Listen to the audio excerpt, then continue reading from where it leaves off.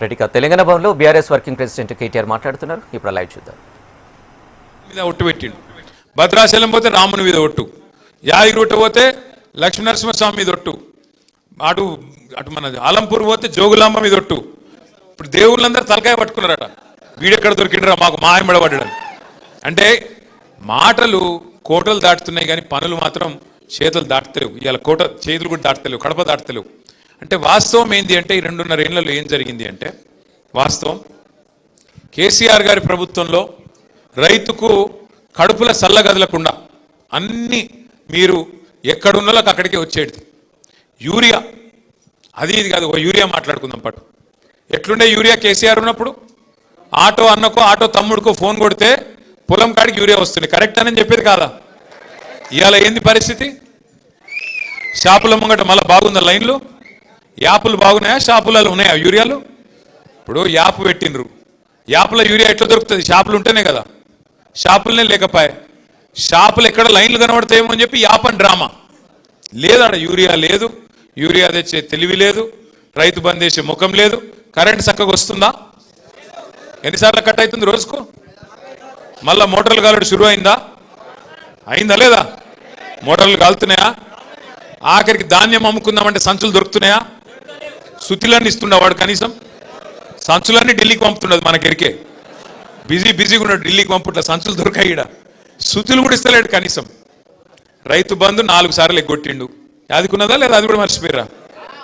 మరి ఇవన్నీ మర్చిపోయి మళ్ళా పోచారంని గెలిపిద్దామా? బాన్సోడలా కేసీఆర్ను మోసం చేసింది మర్చిపోదాం, రైతుకు వెన్నుపోటు పొడిచింది మర్చిపోదాం, రైతు బంధు 4 సార్లు ఎగ్గొట్టింది మర్చిపోదాం. ఇవన్నీ మర్చిపోయి రేవంత్ రెడ్డిని కాంగ్రెస్ మళ్ళా గెలిపించేంత చైతన్యం లేదా మనకు? బాన్స్వాడలా వాళ్ళు ఊహించుకుంటున్నారు. రేవంత్ రెడ్డి ఆయన పార్టీ వాళ్ళు ఏమని, ఆఖరి 6 నెలలకు మళ్ళీ ఏదో కళ్ళబొల్లి కబుర్లు చెప్పి ఏదో కథలు చెప్తే మళ్ళీ ఆగమవుతారు. అమాయకులు తెలంగాణ గ్రామీణ ప్రాంతాల్లో ఉండే రైతులు ఒకసారి మోసం చేసినాం, మళ్ళా మోసం చేస్తాం అని చెప్పి నమ్మకంగా ఉన్నాడు. ఇవాళ 2 లక్షల రుణమాఫీ చేస్తా అన్నాడు. కనీసం 30-40% అయిందా? అది అయిందా కాలేదా? వాస్తవంగా నేను అడిగిన ఆయన అసెంబ్లీలోనే, అయ్యా రేవంత్ రెడ్డి గారు అక్కడ ఇక్కడ కాదు, నీ సొంత ఊరు కొండారెడ్డిపల్లె, ఆడికంటే ఆడికోతాం, లేదా నీ నియోజకవర్గం కొడంగల్, ఒక్క ఊర్లో చూపెట్టన్నా, ఒక్క ఊర్లో చూపెట్టు 100% రుణమాఫీ అయినట్టు నేను రాజీనామా చేసి శాశ్వతంగా పోతా అని చెప్పిన. దమ్ము లేదు. నిజాయితీ గల్లోడైతే ఒప్పుకోవాలి, దమ్ము లేదు. ఎందుకు? ఆయనకి ఎరికే కాలేదని. కానీ మాటల పైకి ఏందో చెప్తాడు. ఎన్ని మాటలు చెప్పిండు? 100 రోజుల్లో 6 గ్యారంటీలు అన్నాడు. చేసిండా? 100 రోజుల్లో 6 గ్యారంటీలు. ప్రతి కుటుంబానికి 2.5 లక్షల రూపాయలు సంవత్సరానికి ఇస్తా అన్నాడు. ఏమేం చెప్పిండు కథలు? అత్తకు 4,000, కోడలకు 2,500. లగ్గం చేసుకుంటే కేసీఆర్ లక్షిస్తుండు, నేను తులం బంగారం ఇస్తా. ఆడపిల్లలు చదువుకుంటే స్కూటీలు ఇస్తా. రైతుకు రైతు భూ యజమాని మాత్రమే కాదు, కౌలు రైతుకు ఎంత ఇస్తా అన్నాడు? ఎకరానికి ఎంత? 12 కాదు అయ్యా, 15, 7.5 15,000 ఇస్తా అన్నాడు. కేసీఆర్ 10,000 ఇస్తే నేను 15,000 ఇస్తా. కేసీఆర్ 24 గంటల కరెంట్ ఇస్తే నేను 48 గంటల కరెంట్ ఇస్తా. కేసీఆర్ ముసలోనికి ఎప్పించనిస్తే నేను ముసలవ్వకు ముసలయ్యకిస్తా. చెప్పిండా లేదా? ఒక్కటన్నా చేసిండా? పడ్డాయా? 2,500 పడ్డాయా మహిళలకు? మీకెందుకు పడతాయి? మహిళలకు పడతాయి. మహిళలను అడుగుతున్నారా? తమ్మి ఆగు. పడ్డాయా ఎవరికన్నా మహిళలకు? రైతుకు పడ్డాయా? 15,000. రైతుకు 15,000 లేదు. ముసలోళ్ళకు 4,000 పెన్షన్ అన్నాడు. పడ్డాయా? అదే కేసీఆర్ సార్ ఉంటే ఇవాళ ఈ పాటికి ముసలోళ్ళందరికీ 4,000 పెన్షన్ రాపోతుండేనా? వస్తున్నానా రాకపోతున్నా? కేసీఆర్ ఉంటే కడుపుల సల్ల కదలకుండా యూరియా వస్తున్నానా లేదా ఇంటికి? కేసీఆర్ ఉంటే అడిగే అవసరం లేకుండా రైతు బంధు టైంకి పడ్డదా లేదా? ఒక్కసారి కాదు, 2 సార్లు కాదు, 11 సార్లు రైతు బంధు పడ్డది. గిన్నె లెక్క డ్రామా చేయలే. ఎకరానికి వేసి మీటింగ్ పెట్టి, ఒక ఎకరంకి ఒక మీటింగ్ అట.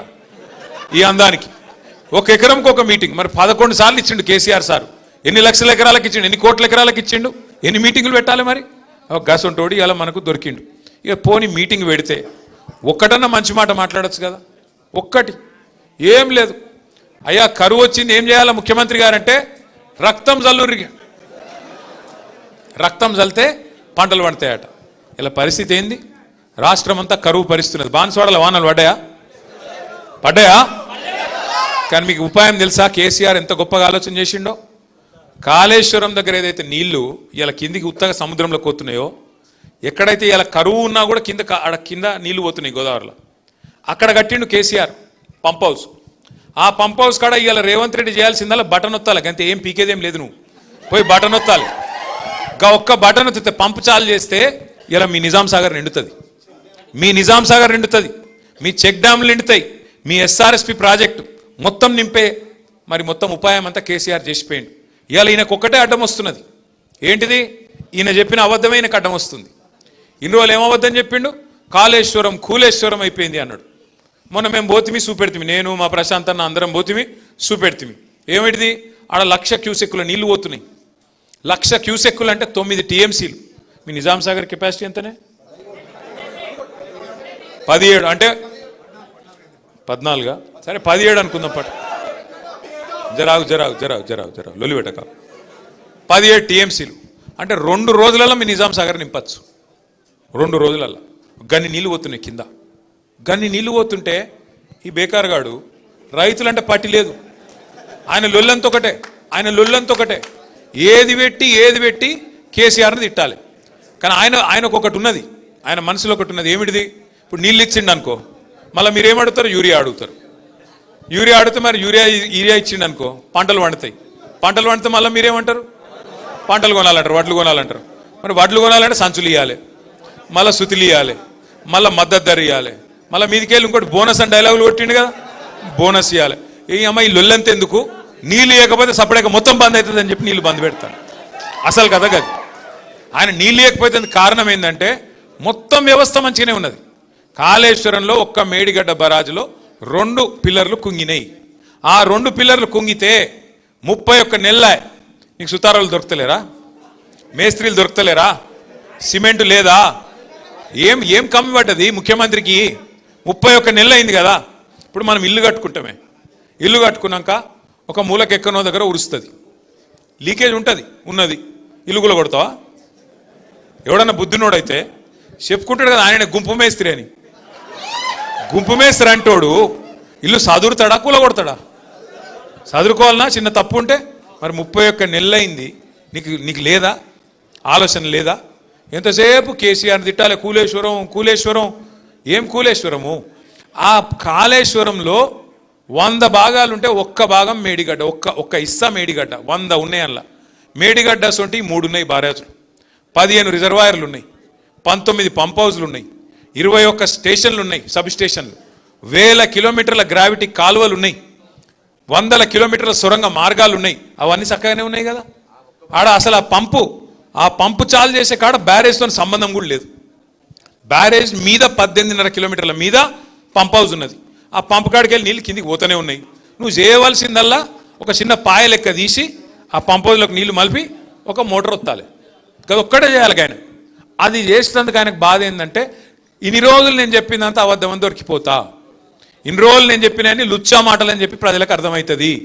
అందుకే మిమ్మల్ని ఎండబెడుతున్నాడు. ఇవాళ బాన్స్వాడోళ్లను, మొత్తం నిజామాబాద్ జిల్లా వాళ్ళను, ఎస్ఆర్ఎస్పి కింద ఆయకట్టు ఉన్నోళ్లను, నిజాం సాగర్ కింద ఆయకట్టు ఉన్నోళ్ళు మొత్తం ఆ వాగులు, చెక్ డ్యామ్లు అన్ని నింపుకోవచ్చు. ఇవాళ ఈ ఒక్కరోజు కాదు, నీళ్లు అక్టోబర్ దాకా ఉంటాయి. నీళ్ళాడ రోజు పోతున్నాయి కిందికి సముద్రంలో. నేను ఒక్క మాట అడుగుతా రేవంత్ రెడ్డిని, అయ్యా నువ్వు అంటున్నావు ఆడ నీళ్లు లేవని, మరి కింద చంద్రబాబు నడుతుండు కదా మోటార్లు, అదే నది కింద